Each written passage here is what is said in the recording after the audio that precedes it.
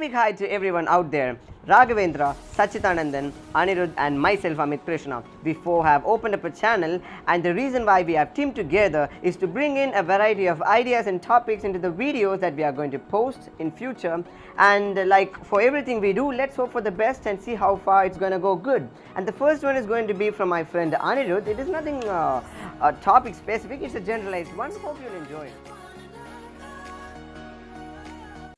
Have you ever wondered why do we use 1 and 0 to represent 10? I mean, as we are having 0 to represent 0 and 1 to represent 1, why can't we have a symbol like this maybe to represent 10 and some other symbol to represent 11 and so on? I mean, why should you ever think of repeating the same symbols again? At least, why should that repetition start from 10? Let us see about this clearly. What does a number mean? In essence, what does this number system really mean? Actually, if you think that why people needed numbers, basically people needed numbers to count what they have, like 2 oranges, 1 apple and some things like that. But what if there are many items? Bit confusing, right? Let us see this with an example at a period of time where the counting is primitively done using fingers. Let us suppose there are many apples in a bag with a group of people. If they wanna know how many of them are in the bag, how would they ever find it? I'm gonna show how.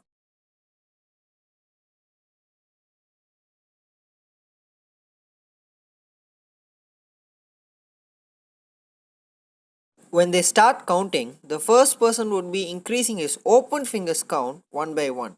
But once he reaches 10, he won't have any more fingers left. So he may call another person to help. The second person might help in two different ways. First way, he can also count for 10 apples and call a third person for the next 10 apples. And so on. But this is a quite bad way. Why so? Listen to the second possible way. After the first person's fingers are all used up, the second person can open his first finger, meaning that the first person opened all of his fingers for one time. When the first person does it for the second time, the second person shall open his second finger. And when the first person opens all of his fingers for the third time, the second person shall open his third finger, and so on. And when the second person uses up all of his fingers, he might call up for a third person to count how many times he filled his fingers. And he might call up for a fourth person, and so on. Just to compare why the second method is better, let us assume there are 735 apples in that bag. In the first way, it would need 73 persons to count the first 730 apples and another one to count the last 4 apples. Totally 74. And another problem is that they need to count the number of counters as well, which leads to a big confusion.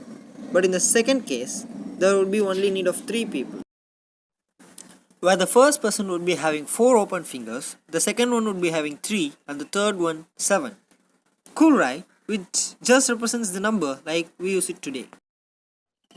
But is counting the only thing that we do with numbers? There are many more, right? Like addition, subtraction and whatnot. In a world where we have 10 fingers, we have 2 plus 7 equals 9.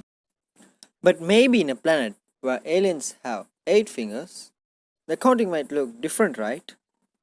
So what do you think about this, guys? Do you think that the logics and arithmetics will be different in any other planet where there are aliens with 8 fingers or whatever? And thanks for watching. Please do support us. If you have any doubts, feel free to put it down in the comment section below. And you can also suggest us any other topics to put a video about. And please do not forget to like, share and subscribe.